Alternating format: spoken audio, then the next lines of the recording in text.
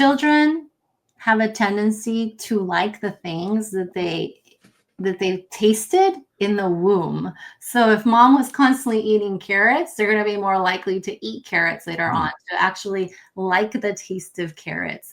And whatever foods you're eating in the womb are already shaping the brain, body, heart, and allowing for it to work together. The microbiome is shaping. Once that baby's born, there's that whole colony that we have to tend to. And when we don't provide, especially the microbiome, with the foods and the nutrition that it needs to thrive, then we don't have the chemicals that we need to feel well, to feel more positive, to feel more relaxed, to feel more excited. Those are all amino acids that typically are built in the gut, but those microbes need the right ingredients in order to be able to produce them. So that alone, I mean, I could talk about a million topics, but that's one that comes to mind, is being able to provide the body with the tools it needs to give us what we need, because we're supposed to be living symbiotically with our microbes. They tell us, all right, you give us a peaceful environment to live, and we'll give you all these other things that are going to help you have a better life. But then when we don't give them what they need, one thing that happens, for example, when we eat foods that are not ideal for our body, processed foods, our kiddos are eating a lot of processed foods, chicken nuggets and pizza, pasta, a lot of carby foods. What happens is that we are feeding the pathogens in our gut. And when we feed those pathogens, the good bacteria start to die off. And the pathogens are the ones that start getting us to crave the foods that we're trying so hard not to eat. And then we blame ourselves and we blame our kids, like, oh, they're just picky eaters, or they just don't want to eat this or do that. But really, there's this whole colony that's got its own consciousness that's saying, we're going to get you to eat more pasta and more pizza and more of this. And now we are not providing the body with what it needs to thrive. And so you start to see the breakdown of the body. It impacts your mood. It impacts the way we think. Again, we go back to everything being so interconnected that you just can't separate one thing from another.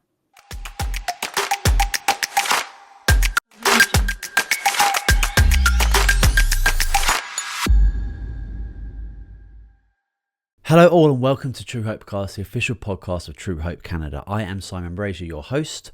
At Truehope Cast, we dive deep into the many psychological and physiological aspects of mental health, bringing you knowledge, motivation and real solutions in a world that is both beautiful and wild. Today we're exploring one of the most important journeys that any of us will ever take: parenting in the earliest, most formative years of life. Our episode is titled Parenting with Presence, Cultivating Trust, Joy and Security. Joining us is Dr. Karen Molano, a bilingual psychologist and early childhood specialist with over 20 years of experience guiding families through pregnancy and the first 5 years of a child's life. Dr. Molano is the founder of LumiTot, where she blends neuroscience, functional medicine and ancient wisdom into a lifestyle that nurtures both parent and child. Her mission? To help families move from survival into true connection, raising children who grow in clarity, confidence and purpose. So whether you are a parent, soon to be parent, or simply curious about how presence and connection can reshape a generation, this is a conversation you will not want to miss. Enjoy the show.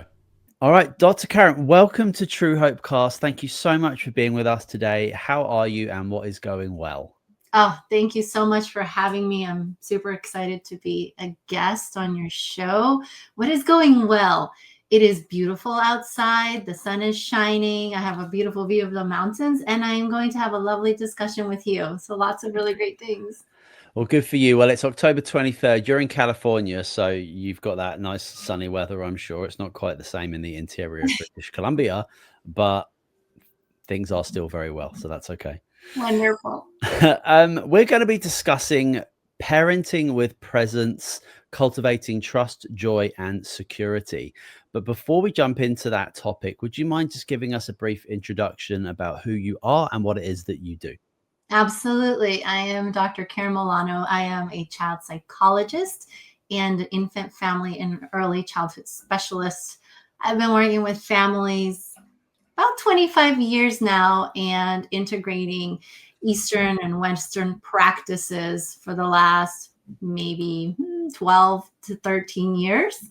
And I've completely shifted my focus to pregnancy in the first 5 years. One, because it's always been my passion and I've always loved working with littles, but because that's really where we build the foundation of our entire life, and the brain, body, heart, and spirit come together. And it's the time where we can set up the system so that everything works in alignment so that we can have the best trajectory of life.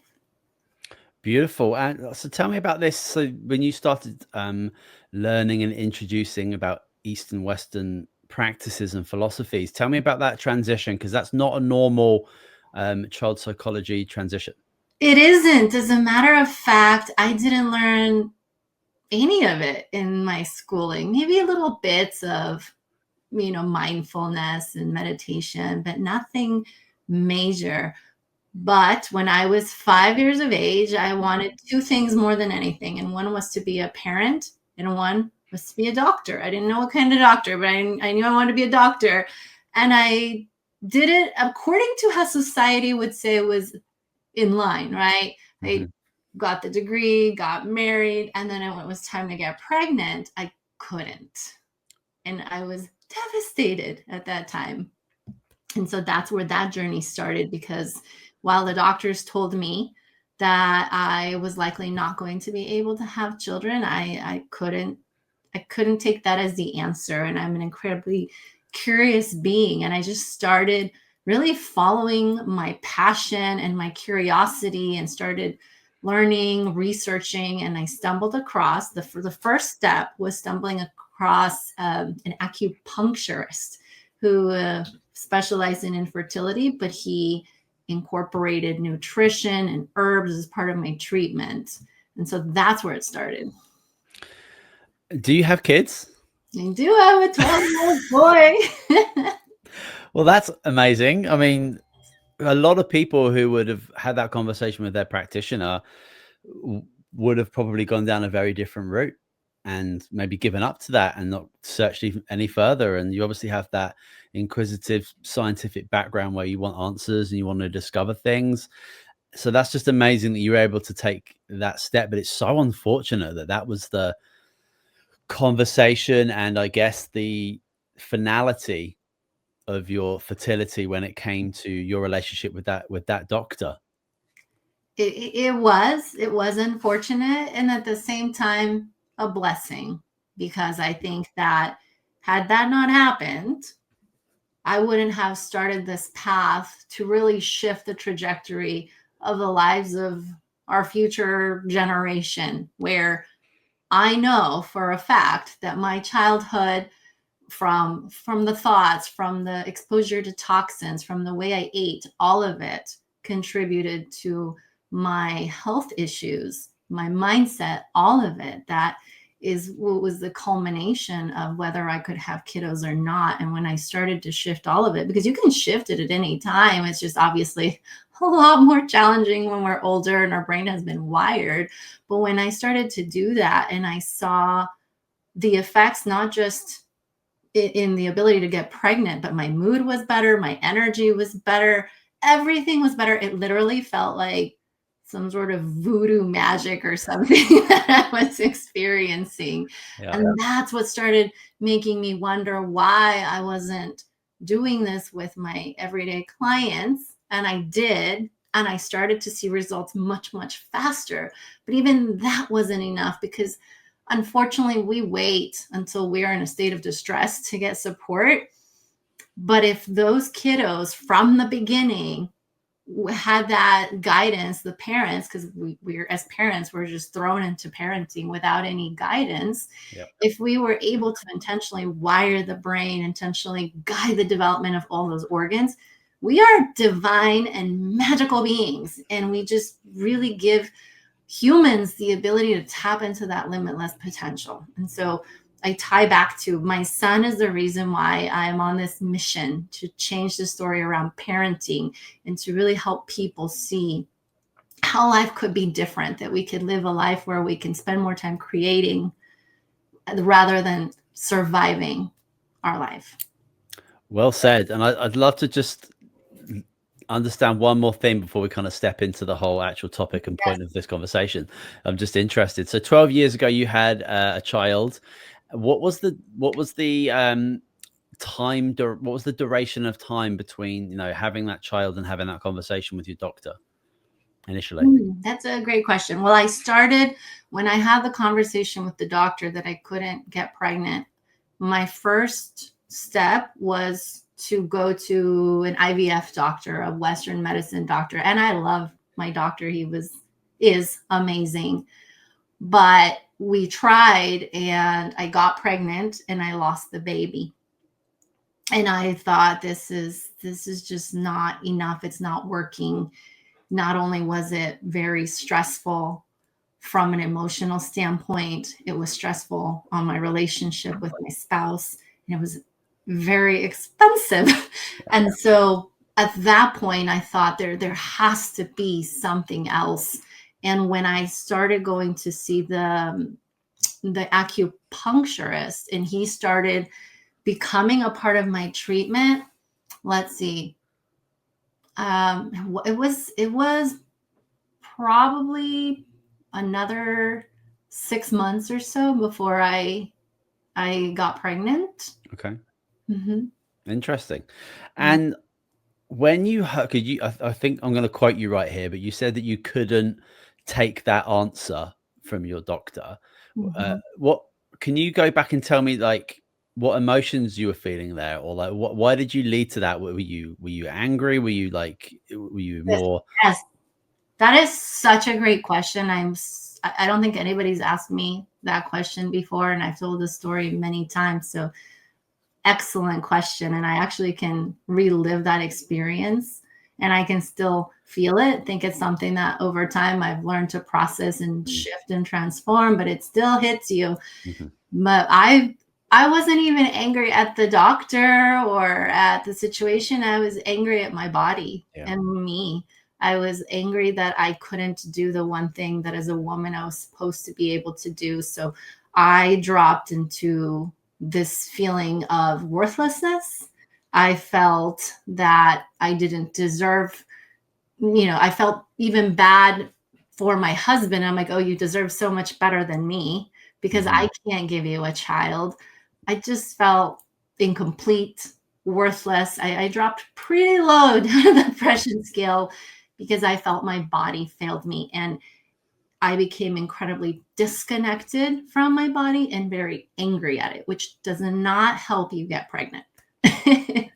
No, and we know from, I think probably the last like 10 years, this very important somatic idea of, we have this brain, we have this body, they have to be working together. And, in this world in 2025, if we're not actively spending time, energy, and sometimes money in investing in that, then conditions occur.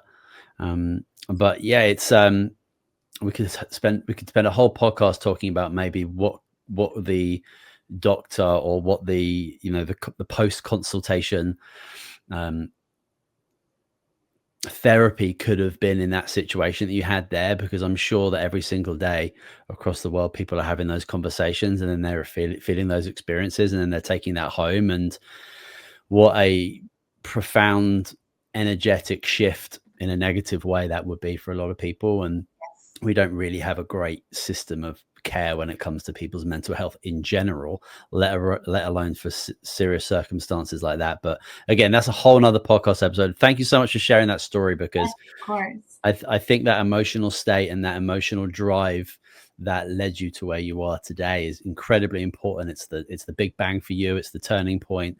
And I think the best doctors, the best practitioners, some of the best people I know are individuals who have had that moment and turned it into the best thing that's ever happened to them. And they're the stories that really like help shift people's perspectives. And it's great. So thanks for sharing that. Of course, I'm happy to. Okay. So what does it, we hear the words mindfulness, consciousness. We hear these words like all of the time. But for me, like I like to go back to like the etymology and the meaning and like what does somebody mean when they're actually talking about being mindful or consciousness. But the word presence is very important within your work. So before we like jump into like parenting with presence, what does being present mean to you? Another really great question. You ask really wonderful questions. Thanks. To me, presence aligns really well and goes hand in hand with connection, which is what I stand for. In my 25 years of doing this work, what I notice is that all the challenges we have, name any challenge, and you can trace it back to disconnection. And that is disconnection from a higher being, whatever you believe in, disconnection from others, yourself, your body, from nature. All becomes integrated and intertwined. But whenever we have this disconnection, problems arise. And so to me, presence is being able to identify how to come back to connection, how to come back home. Because when we're present here in this very moment, it is so much easier to feel and to have that awareness of what we're disconnected from in that moment in time. And so I like to bring those two together, because when you are present and you can learn how to really listen to your body, listen to your thoughts, listen to your emotions, most importantly, then we can find a way to come back to connection, because it's going to happen. We're going to be disconnected. And those moments of disconnection are the moments that help us or give us the stepping stones to step into more of who we truly are and that divine being that we were born as. I love it. I love it. Yeah, I very quickly Googled the etymology and went through a little bit of the history of presence, and I kind of found like it's to be in front of, and it immediately made me think of our conversation about parenting, and it made me think about my kids, especially my eldest. I've got 6 and 4-year-old boys, and my 6-year-old is he's a pretty intense, beautiful, sensitive ball of chaos. He's awesome. He's just a little me, so it's very easy for me to just connect with him. But when it comes to like actually being present, to be in front of him, if I actually need him to do something and hear me properly, rather than me shouting from the bathroom for him to go brush his teeth or something from 30 meters away, if I ever actually just need him to listen to me, I need to get down on his ground level, be in front of him, and communicate with him, and then everything changes. So then there's no fights, there's no battles. He actually hears me, he sees I'm like there, I'm present with him, I'm being mindful, all these things. And it's a very, I don't know, it's an interest. I don't know about in America, but in England, we're very happy to have conversations with people from across airport terminals. It's so funny. We don't mind having a shouting conversation with people from so far away. And I try to have it in the house where we don't communicate with each other from other rooms. But it can be so challenging. But just when I was just thinking of that being in front of my kid and actually getting down there, onto my knees to communicate with him, and everything works fine. And I'm going to add to that beautiful statement that being able to be present, and literally even down to where you come down to their height and level, is also being able to be present with yourself, to really tune in to where you're at and how you're feeling. Because what happens a lot of the time, especially when our kiddos are doing something that irritates us, it irritates us for a reason. There's something within us. There's a trigger within us, a belief system that's ready to come forth so that you can work through it. And so when we can take a moment to be present with our inner being and ourself and do I like to call it the inner compass check. Now, when you come down to that child's level and when you have that discussion, the trajectory shifts as to that level of connectedness and how that conversation goes. Yeah, I feel like when I am, because I do it and I catch myself all the time, but like when I do give an instruction from another room to one of my kids, just from what you said to me there, it's like I feel like I'm only using my this part of my body to engage with him, and I'm basically being lazy in that situation. But when I can get down there and be present with him, I'm engaging all of me, which is, there's way more value in that. And I think that on a very unconscious level, my son will connects with that as well. And then it's just way better.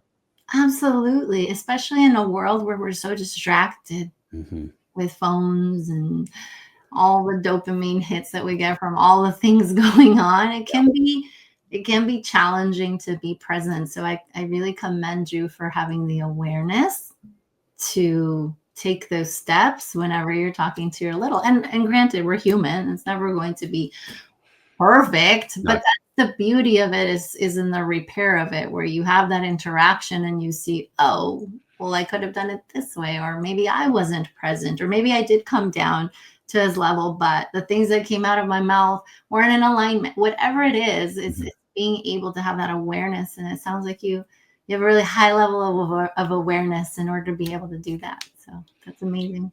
Yeah, I certainly try. Mhm. Yeah, there's so much value in doing that. And I think that a good motivating factor for people who, I think that it's important to, if you want to make a big change in your life, or even a small change, what's the real reason? What's the goal behind it? And for me, it's to have better value in myself and communicate better as an individual, but also they're very small people still learning. So if I can set that example, then I'm technically teaching him how to communicate with other people. So there's so much value in taking that extra minute or two or whatever it might be in doing that. And I think for a lot of people, it's good to have that motivating goal behind it.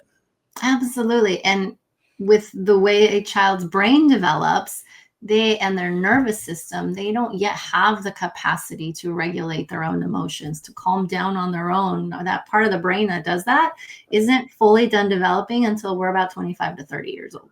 And so to be able to be that calm for them, to be able to regulate, we call it co-regulation with our children, you are helping that nervous system get trained as to how to respond, how to be in these situations. So it does so much goodness for not just for your little, but for you, because it also helps you to take a moment to calm yourself down. Because again, we're human and we're gonna get triggered.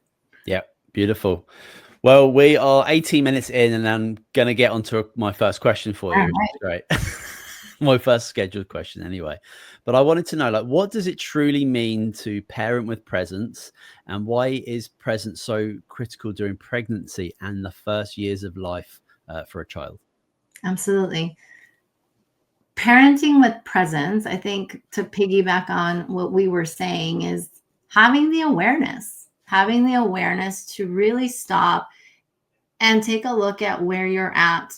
How are you feeling? How are you doing? What are the belief systems that you have around parenting, raising kiddos? Because when we do that, we're going to find that there are a lot of belief systems that we've inherited over, many generations that make it challenging to parent, that make it difficult to connect. And so to be able to really step back and remember that it's not about the child, it's about the relationship. So I don't like to, when I work with families, I don't ever say, oh, this is the child or it's the parent. No, it's the whole unit and what that looks like, and the back and forth between the family. That to me is learning to be present, to take that moment to think through.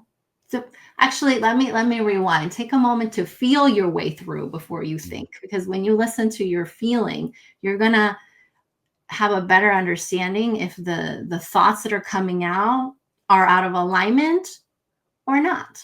Yeah. So that's part of that parenting with presence, is having awareness of yourself. Excellent. Yeah, that's wonderful. Yeah, it's parenting, as you mentioned at the beginning of the show, there are certainly parenting books, but there is nothing teaches you to deal with parenting properly. It's just this rite of passage that people go through that is a wild, incredible, wonderful journey. And there are some really great people like yourself that can help equip you, I think, in how you actually, how do you want to develop these relationships. And I feel like it's very important that you work on, you obviously work on yourself, but then I've got my relationship with my one child and the other child, and then there's the three of us, and then there's my wife chucked in there as well. And then I've got to remember I'm married as well. I've got to develop my marriage as well as being a parent. And that can also be super challenging when it's like your parents 24/7, and it can be really challenging to carve time out to be married. And Interestingly enough, like I went away for our anniversary like not so long ago, and my kids don't. Well, my eldest kid doesn't really like us going away for like a night. Like he picks up a big stink with it. But then I sat down and said to him that, you know what, you've got friends whose parents are no longer together. And probably a big reason that happened is because they didn't spend enough time together and they didn't communicate. It's not always the case, but they weren't able to actually be man and wife together. And it's really important that we're able to take that time to do that so we can be better parents and be better individuals in the home. When I explained it to him like that, he was like, yeah, you two should go away, because basically he doesn't want his parents to split up. Right, right. And it is such an important foundation that so many of us as parents ignore. I hear that story often from my clients, from family, from friends, like, no, no, no, no, we got to do everything with the kids. But you two are the foundation of that family. And to be able to step away from a child, it's more about how you approach it, like you said, and how you help that child manage those emotions, because there are going to be emotions. They're going to feel sad, scared, angry. But Yeah. if we can allow for those emotions to come through in a safe space so they can process it, it's also helping them learn that regulation, how to deal with adversity in a way that is positive. So taking something that in that moment felt not so great and turning it into oh, I see. Yeah. And you can do that at any age, actually, even when they're babies. It'd be hard to believe, but even the conversations that you have with them, you're emitting energy, and those babies are feeling your energy. They're feeling how you're coming across. And to be able to start that process of being present starts, I think you asked me this earlier, and you asked me something else, starts in the womb. Because you can be present while you're in the womb. We kind of just keep going through our day, but that little brain's developing, the organs are developing, and a mother's state of being and the environment around her, not just from a emotional standpoint, but even the food you're eating, the toxins you're exposed to, all of it is influencing the development of that little human that's growing inside you. And to be able to take moments to be present, to connect with your child. I actually like to teach expecting parents how to connect, even if they're expecting, so that you can already start deepening that relationship. And when that baby is born, is going to make that parenting process so much easier, because we are trained to believe that parenting is hard, and it is what it is, but it doesn't have to be. It's just that we've never really been given a roadmap. It's the one job we never trained for. We train for everything except for parenting. And there's so much you can do right from the beginning to learn how to be present. And you're also practicing it, because I don't know how it is for you as a parent, but when you become a parent, you have to do things sometimes that feel a little unnatural.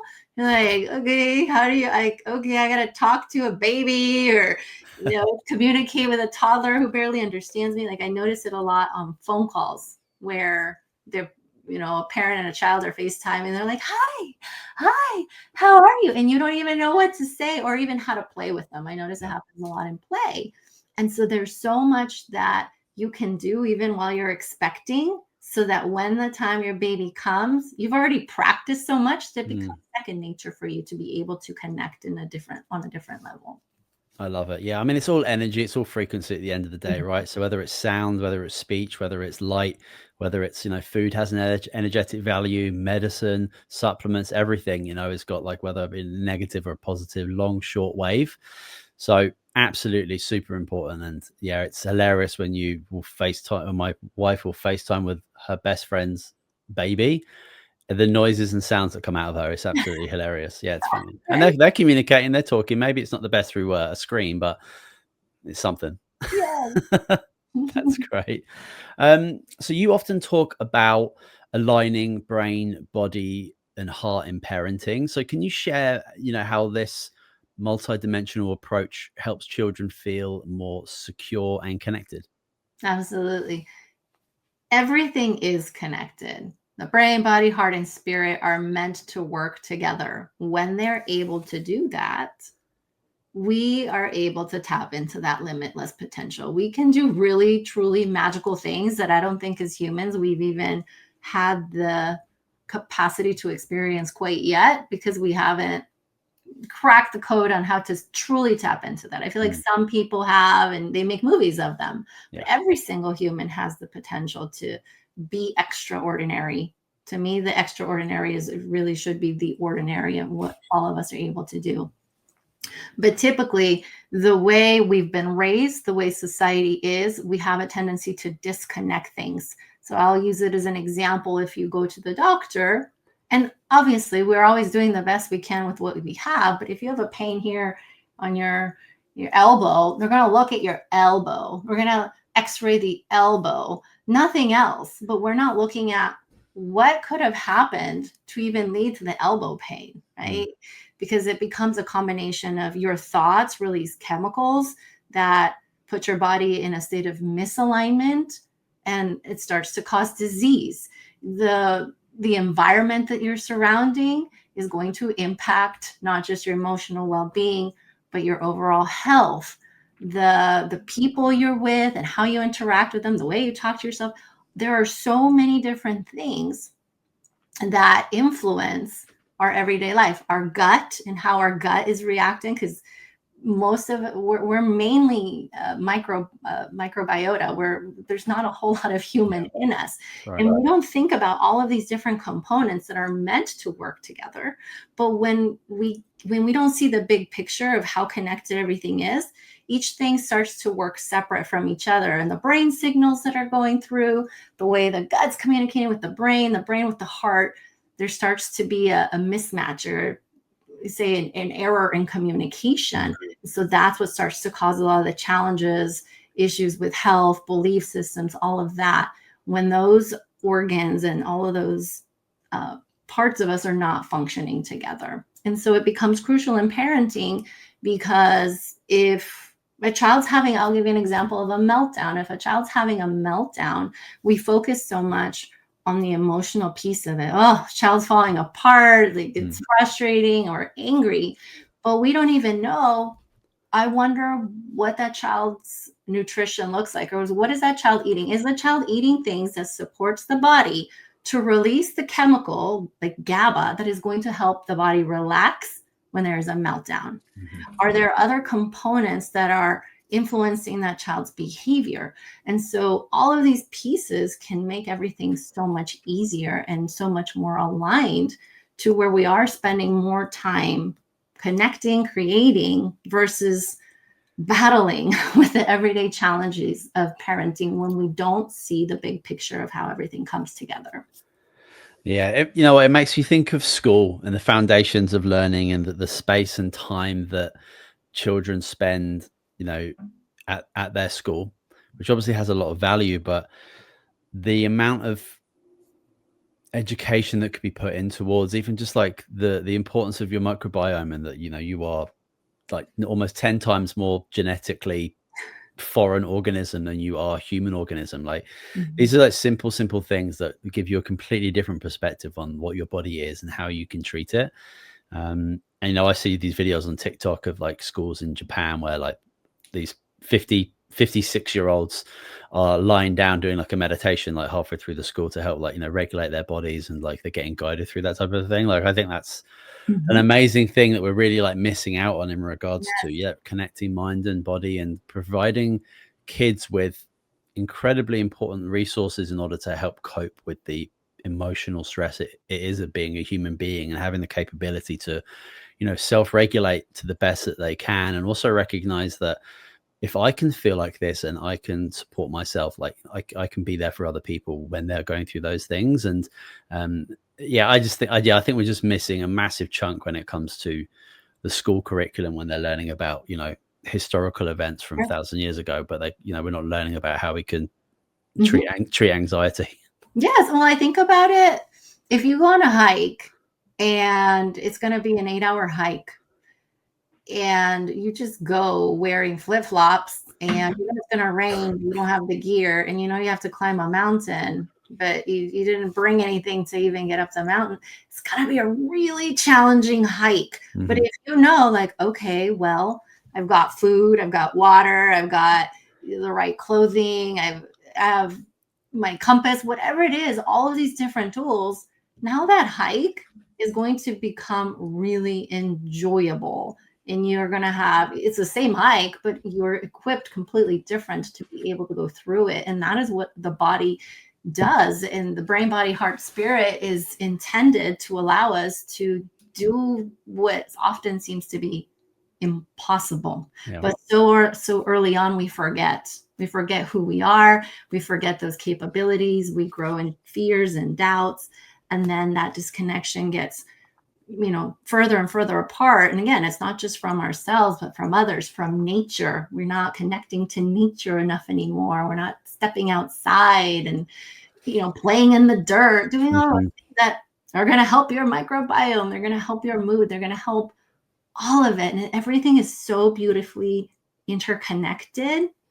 And if we could start to see the big picture, what I do notice is that when you can realign to yourself and connect to that higher being, everything else starts to fall into place, right? So you don't have to focus on as many things, because if I don't know, let's say I want to lose weight and I'm inspired to go for a walk, and I listen to that inspiration and I go walking, and that walk, I'm like, now I feel like jogging and I'm excited to jog, and I jog. This is just our body working, body, heart, brain, spirit, doing what it needs to do to get us to where we need to get to. And if we follow it, the next thing I notice is now I'm craving a salad. I'm not even craving fries or a burger. It just starts to naturally happen that all of those other dimensions of health just kind of start to line up on their own when we even just can start to focus on one thing and allow the other pieces to fall into place. Yeah, fabulously said. Yeah, I think we have this monstrous deficiency in spirituality, like all across the board in our culture. And I said this a lot of times on the show, that it'd be a lot easier to live in awe of this planet when you looked up at the stars and there was 1 trillion stars there, right? Like we have this light pollution problem where we are very rarely in awe of our surroundings, because we live in these like concrete jungles where it's stressful to look around rather than to, be covered with mountains, nature, snow, and like all of these incredible things that we have around us. And yeah, people have this big deficiency towards it. I think a lot of people, especially like in my community, I see a lot more younger people stepping into church to find a community, to find a spiritual element, to be connected to something bigger than themselves, or even to just be connected to their own community, because that can also be a challenge these days, is to find people who just want to be part of their neighborhood and talk and share and be together and provide. And that's I feel there's a little bit of a resurgence going on there. Like I think maybe in maybe smaller cities that I live in, for sure. But yeah, I can imagine it'd be a very stressful struggle to live in like a big city these days. It's challenging for a lot of people. And the interesting piece, even when you do live in a place where there are a lot of people, we're still very, very isolated. Yeah. And then the other piece that I notice is not just with other people, but with myself, that wherever our frequency is, we gravitate to certain people that sometimes are not the best for our soul. And this goes back to parenting. Who are we surrounding our children with? Like, who are those people that are in our lives? Are they adding value? Are they uplifting each other? Are they supporting each other? And unfortunately, we are in a time where there's just a lot of negativity. There's a lot of sadness and anger, and the discussions become about that. And there's not as much space to talk about what is working, what is great. And that is one of the reasons I loved that you started this podcast with what is going well, because we just don't ask that so much anymore. I feel like when you ask people how they're doing, just because we're human, this is how our brains are wired. We have a tendency to go straight to what is not working. is one of the things that we can do when our children are really, really young is that we can help wire the brain so that they can start to see what is working. Oh, or when something doesn't go well and it's not ideal, that's not the end of the world. Great. It's data. It's an opportunity to shift, to pivot, to do something different. It's something that I'm experiencing so that I have clarity as to what I want, what I don't want. All of it is so great. But we focus so much on it being negative or negative emotions. Let's just shove them out of the way. Yeah. And we want to do the complete opposite because it does allow us to experience adversity without so much suffering. Yeah, I'd like to begin conversations with what's going well or how are you sleeping? And that really you really get a good insight into what people are experiencing when you ask either of those questions. I'd love to talk about the role of nutrition and supplementation within your work. So how does proper nutrition and specifically supplementation support healthy brain development and emotional regulation in young kids? It is so incredibly important, even starting from pregnancy. Children have a tendency to like the things that they've tasted in the womb. So if mom was constantly eating carrots, they're going to be more likely to eat carrots later on, to actually like the taste of carrots. And whatever foods you're eating in the womb are already shaping the brain, body, heart, and allowing for it to work together.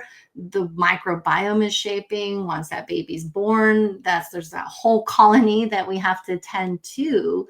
And when we don't provide, especially the microbiome, with the foods and the nutrition that it needs to thrive, then we don't have the chemicals that we need to feel well, to feel more positive, to feel more relaxed, to feel more excited. Those are all amino acids that typically are built in the gut, but those microbes need the right ingredients in order to be able to produce them. So that alone, I mean, I could talk about a million topics, but that's one that comes to mind, is being able to provide the body with the tools it needs to give us what we need, because we're supposed to be living symbiotically with our microbes.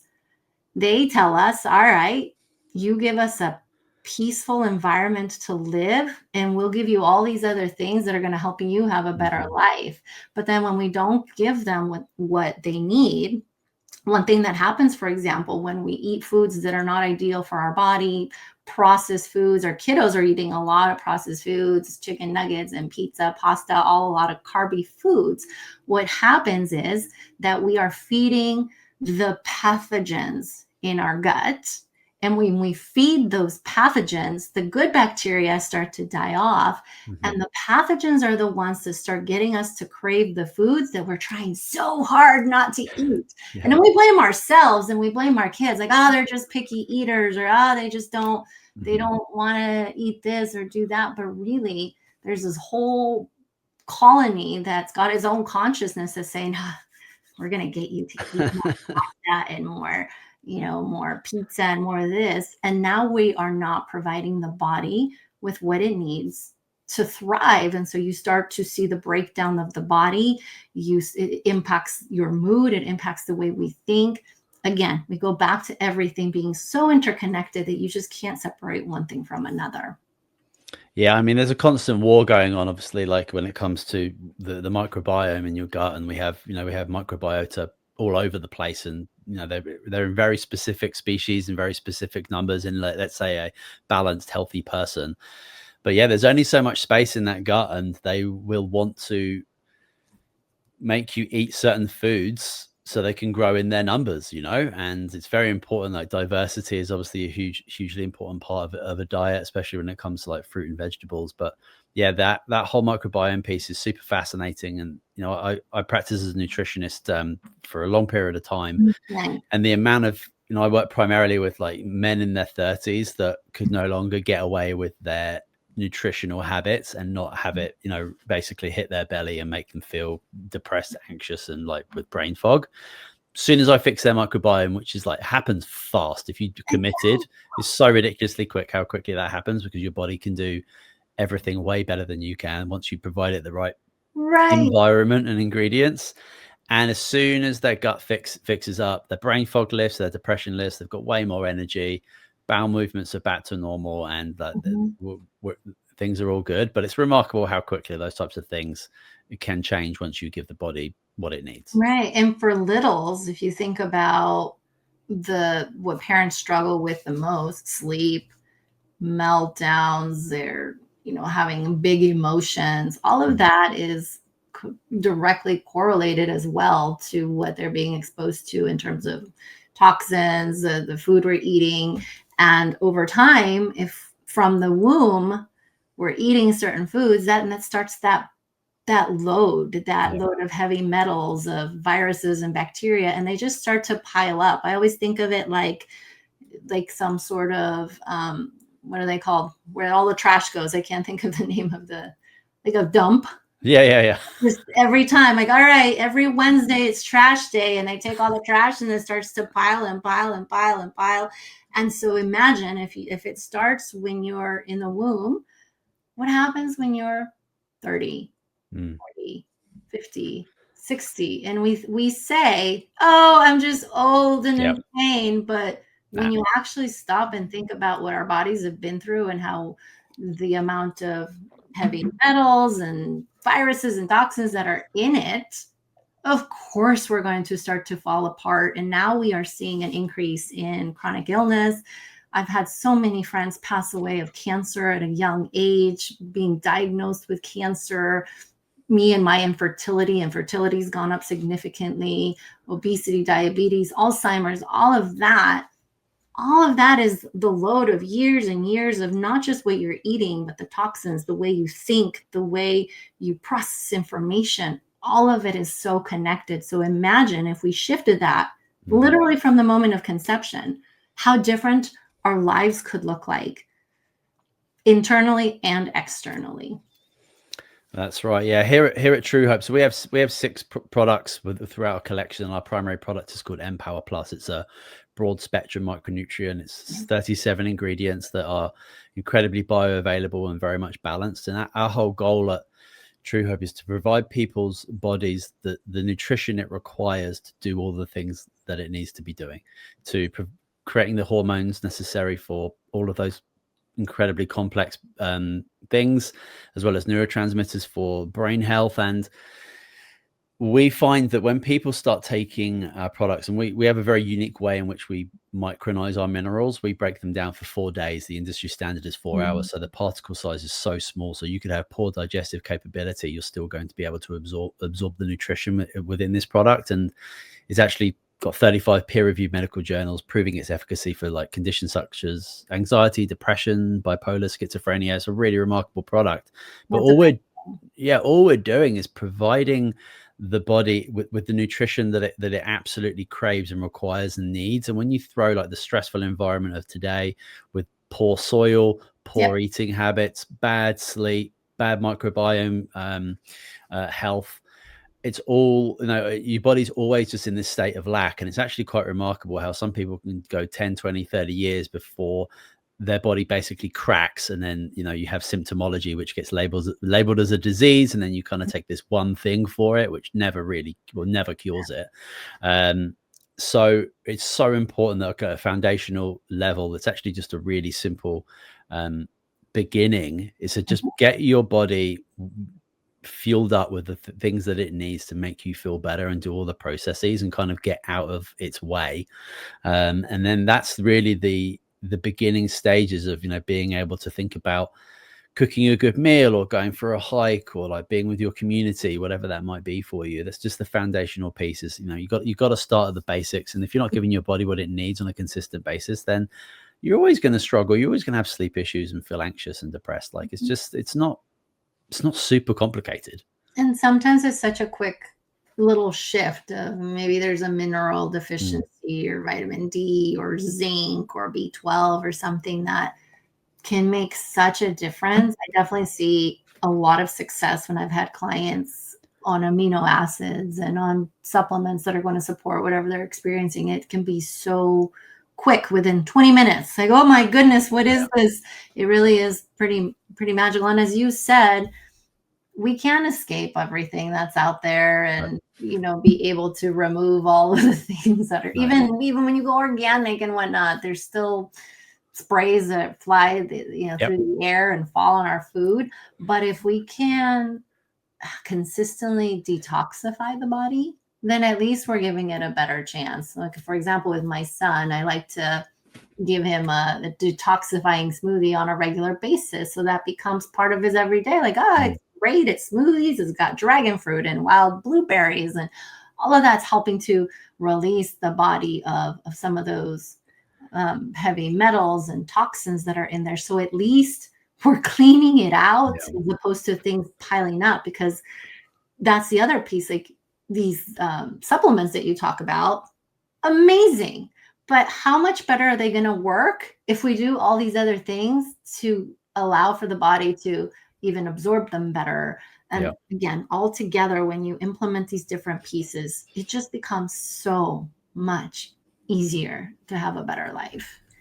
Yeah, nailed it. And we only carry 6 products right now, and we only really produce products that combine with our main micronutrient formula.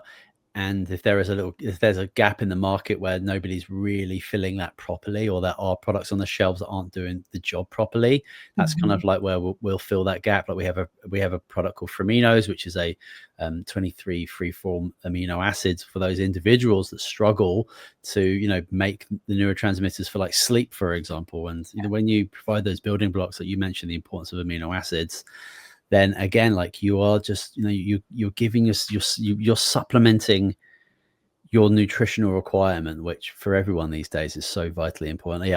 I naively went into nutrition school. I did a 3-year nutrition degree in Victoria on Vancouver Island, and I thought that you could just do everything with food, and supplementation was just for lazy people that couldn't be bothered to eat right all the time. And super quickly that I changed my mind on that when I learned about agriculture and food and the biodiversity of just human beings in general. We all might kind of look the same, but our genetic requirements for certain nutrients can be unbelievably vast, even to the specific mineral, the specific vitamin. It's super interesting and truly wonderful. And I think what I'd love to do is get you back on the show, and we just have a whole show on pregnancy and supplementation, because what I've been learning about specific iodine really fascinates me, and I've got a bunch of my wife's friends have been pregnant in the last 12 months, and none of them had a conversation with their doctor or midwife or anybody about the importance of iodine for mother and baby. And it's such a uniquely remarkable mineral that we're pretty much deficient in, but it's a pretty cheap product that you can have on hand to consume, and especially in October to April, when it's we're outside less, and kids are always sick, etc. There's another whole conversation about that as well, but this is an immunity product, and for women's hormone health and thyroid function, so powerful. But we can have a whole other podcast series on that. Absolutely. I would love to have a further chat on that, because even as you're talking about it, and I think about what you said, that you wish you could get it all from food, but we also live on a planet that has become deficient on the things that once upon a time we probably could have gotten by going outside, getting some sun, putting our feet in the dirt. But we don't really have the same level of richness or the quality that we would need. So absolutely, even if you live somewhere really sunny, you're putting on sunblock, and now you're not getting vitamin D. So sunblock, that's another conversation. Oh my gosh. Wild. I know we're at the 50-minute mark. I want to be courteous with your time here, so I want to talk to you quickly about from survival to connection, and then we'll jump in and talk about LumiTots, because that sounds super cool and I want to learn more about that. But I think many parents describe feeling like they're just surviving in those early years. So how do you guide families to move beyond survival into more joy and connection? I love that question. I think, as I mentioned earlier, we have never been in a world where there is a training component to parenting. Mm. It's more like, here you go. You'll know what to do. You'll be fine. And then we do whatever we can with the tools we have. And on top of it, we get judged for how we do it. And so if at the end of the day, if I'm going to an attorney to get a surgery, to a medical doctor, even someone to go do my taxes, I would hope that professional actually learned properly how to do that. I would hope that a surgeon didn't ask another surgeon, like, hey, can you tell me how to do surgery? Or, just maybe read a book or heard it from a friend. And that's how we parent. Not that there's anything wrong with it, because this is how we know to parent, but we parent based on how we were parented, and we just make the assumption that it was good enough. Yeah. But imagine if we actually had the foundation and the training to understand how to guide an individual who is so unique, who's got their unique way of being, with a unique parent, with a unique family, and really understood how all these pieces come together. So your parenting could be guided differently in a way that is sustainable, that feels good to you, that's in alignment with who you are, versus pushing, I have to do this because this professional told me so, even though it doesn't feel good. But if you could do it in a way that just makes sense for your family, the parenting journey would completely shift, because parenting is hard only because we're thrown into it, because we don't ever really get any true foundation as to how to parent. We may take a course here and here, but it's never a connected, multidimensional approach. You need lots of professionals, and then they don't talk to each other. Yeah. And so to be able to do that, I like to guide families where not only are they getting the foundation to make choices that are in alignment with who they are, because I don't believe it's about telling you what to do. It's about helping you discern what makes sense for your family and what doesn't. Yeah. And to provide them that information so that they can do that inner compass check, take inspired action, and lead a very different parenting journey in a way that is very supportive, where there is community, where you feel like someone is holding your hand, but at the same time allowing you to be who you need to be. That's how I do it, very different from, I guess, a lot of the parenting programs that are out there, is that I take a very integrative approach, and I really allow families to be who they need to be and to empower them to make the choices that make sense. And I do that through an entire ecosystem that incorporates not just your everyday parenting, but what is fun? Like, what is working? How can we have more fun in life? How can we travel when kiddos are younger? What about going to the restaurant instead of being afraid to take your little one out to eat? Like, all these things that make parenting fun, I like to shine a light on them and double down on them so that we can have a more joyful parenting experience. Isn't it wild that it wasn't so long ago that we would have parental trainers, we would have grandparents in the house that would teach us and support us and actually give us breaks and time. And somehow, some way, like, we have pushed the old people into old people's homes, and we live in 5-bedroom houses with 2 bedrooms being facilitated. And the last thing we want is it's not, well, this isn't what I think, but the last thing people want is to have like their grandparents or their mother-in-law or father-in-law in the home with them. And how, like, it's super untraditional what we do now in our culture compared to like human history and living together with 2, 3, 4, maybe 5 generations of individuals learning off each other, supporting each other, everyone having a role, a purpose, a responsibility within the community, all things massively lacking in today's culture. And it's so wild how, like, that wasn't that long ago, and like where we're at now. And there's this, it makes complete sense to me that we have a lot of like parents who like just like got no time and they are struggling. Absolutely. There's the sense of community has really disappeared. And even when it feels like you have a lot of people around you, that doesn't necessarily mean that you have the support, because I think part of the challenge is that everybody has very different opinions, and everybody has a way of telling you how to do something, as opposed to being able to come together and allowing ourselves to be who we need to be, and providing support and community versus do this, do that, which I notice ends up stressing parents even more. And then they push people away. It's like, well, no, because then you're going to tell me to do something I'm not in agreement with. So this becomes this like back and forth of challenging tension between families, grandparents, even, you know, spouses, and disagreements as to how to do one thing or another. And so I think it's so important to be able to come together as a family and have these open conversations and understand where people are coming from, and allow and really learn about, okay, is this about you and your triggers and what you experience because you have traumas, or is it truly about the little human in front of us? And I think there's a huge distinction there. Yeah, I just think, imagine like back in the day, it would have been way simpler. Like everyone was kind of on the same page. There wasn't all these distractions. There wasn't 1,000 different jobs people were doing. Like it was like you were a farmer, or you probably weren't. I don't know. Like, and it was way simpler. The parenting style was so simple. And then now you've got like, you know, going through the generations, you've got like, you know, way more stricter disciplinary early generations of parenting, and then, you know, more support and flexible styles. It's yeah, and then it's just funny because every generation thinks they've got it nailed down. Like with this whole, we've got gentle parenting now, which we all think is just like perfect and the one way to go.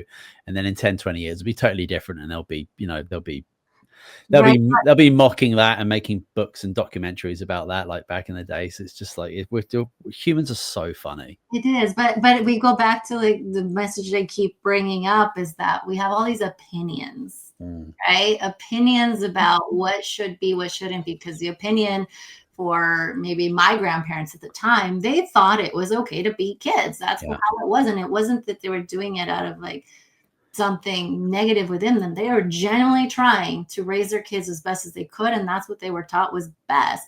Right. But it goes back to a lot of opinions. No one truly sits down to genuinely learn and understand human development, how a brain grows and how it functions, how that little one functions, how that little one thinks, how to intentionally guide the development of any of those organs.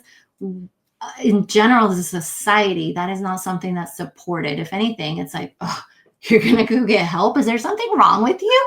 And it should be the other way around. If I have a presentation next week, I'm going to be doing PowerPoints. I do research. I learn. I want to like be on it. Yeah. And I know the entire subject and I can see it from different perspectives. But then we raise humans. And then we wonder why we grow up the way we do, because the idea is like, oh yeah, well, those around me are going to support me. And that is beautiful. But none of us have really taken the time to understand and learn how to do it in a way that is going to truly allow the brain, body, heart, spirit to thrive as it is meant to. And I do agree with you that, you know, maybe there was a time where it was a little bit simpler, you know, where, you know, even when we cooked at home more often, we went outside more often. I'm sure there were other issues and struggles back then, but sure. I think if we could take the time to truly learn and understand and treat it as another, I don't know, career, job, whatever you want to call it, not the word job, but to really truly learn as opposed to see it as something negative, it would definitely be a lot easier. Yeah, I agree with you. All right, tell us about LumiTot. Like, what inspired you to create it, and how is it reimagining what's possible for families today? What inspired me to create it, I'll go back to my son. He was the reason that LumiTot came about. I worked for the Department of Mental Health for 15 years. I worked in community mental health for another 5 of that. And I spent a lot of time working for systems where I felt very stuck in the ways I knew that we could do things better. But once I did have my little one, and because I raised him using a very multidimensional approach to parenting, and I see the difference. If anything, I'm like, how can I be more like you? Like, it's so much easier for you. Everything just flows, and his creativity and the way he sees the world is so different from most kids because he grew up in a different approach. And I don't even know I didn't know then what I know now. I can't even imagine if he was a baby now. Yeah. And so he was really the reason when I felt that as a professional, as a psychologist, I was doing a disservice to parents because I was waiting along with the rest of the system until they were in dire need and needed me. And that is if they were fortunate enough to be okay getting help. And I don't think that's fair that we have all this knowledge, so many tools that parents don't even know about. I even bring in assessments and things so we can better understand the individual, but you can't access that unless you meet criteria for depression, anxiety, or something seriously wrong to access this support. And so I wanted to take everything that I know and what I can do with families, and I wanted to bring it to the everyday parent so that any person that, especially first-time parents, when it's so stressful to bring a little one home and feeling like you don't know what to do, how to do it, and it's such a shock to the system, that they wouldn't have to be alone in this process, that not only would they have a roadmap to parenting, but that they would have community to do it in. Because as you said, you can have lots of people around you, but you're so alone in the process. Even so within your family, in your own home, sometimes that feels alone. And I really wanted to create something that would wrap the entire family, not just moms, not just dads, but the whole unit, because every single person in that unit matters. And every single person in that unit is going to influence the way that little human is going to grow. And so that's why LumiTot was born, was to change the story that parenting is so hard to parenting can be so much easier than you think when you have a roadmap.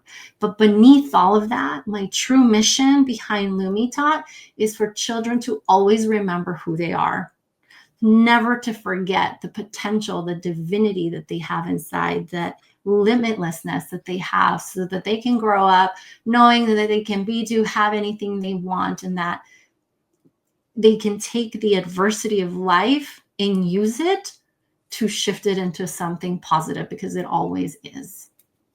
Divinity. Beautiful word. I love that. Final question for you. If parents could do one simple thing today to start creating a more luminous, connected future for their kids, what would that first step be? To go inward and start with themselves, to start really examining what is it within them that makes them feel incomplete, because they're not. They're so complete and so perfect as they are. And we constantly look at ourselves as parents and feel like we're running short somewhere, like, oh, I'm not good enough. I'm not doing enough. I don't know enough. Whatever it is that they could take a moment and just look in the mirror and see how amazing they are, and just start there. Because when you can start to see the goodness that you bring, no matter who you are, then that starts a machine and a cycle of getting you to step more into who you really are. I love it. What an amazing place to finish up there, Dr. Karen. Thank you so much. Where is the best place for people to learn more about you and connect? Is it LumiTot.com? Yes, I made it super easy. Social media, website. I actually have a really great quiz that you can take to see how connected you are to your little ones, to see if you're in a space where that connection is deep. And at the end of that quiz, it'll actually give you ideas as to how to deepen the connection, deepen the bond. Because at the end of the day, when you start to learn how to become more connected to yourself, to higher being, your others, nature, all of it, then everything starts to become easier. So connection is a big piece of how I lead and what I lead with. And is that the take the screen up button I see on the website here? That's the quiz, hey? Yes. There's a quiz in there. There's a lot of resources in there as well on different toxins, the gut, just the different dimensions of health that the model that I created. So there's lots of resources and goodies in there, but that's a simple one that's fun and engaging as well, that can give you a lot of feedback and information, and it takes a lot of these different dimensions and brings them together. Amazing. Well, I'll make sure that quiz and the website is in the show notes for people so they can connect with that really easily. But thank you. I appreciate it. Of course. Well, thank you so much for coming on the show. I'd love to get you back to talk about so many other different topics, but we'll make sure that we do that. But I really appreciate your time today. Did you enjoy yourself? Absolutely. This was so much fun, so great. Love your questions, love your way of thinking, and commend you because I can already tell what an intentional parent you are. Oh, thanks very much. Okay, well, thanks again, Dr. Karen, for coming on to the show. Thank you, everyone, for listening. Thank you, everyone, for watching. For more information about Dr. Karen, you can visit the links I put in the show notes there. Don't forget to subscribe if you haven't yet. You can leave a review on iTunes and on Spotify. Yeah, but that is it for this week. Thank you so much for watching, and yeah, we'll see you soon.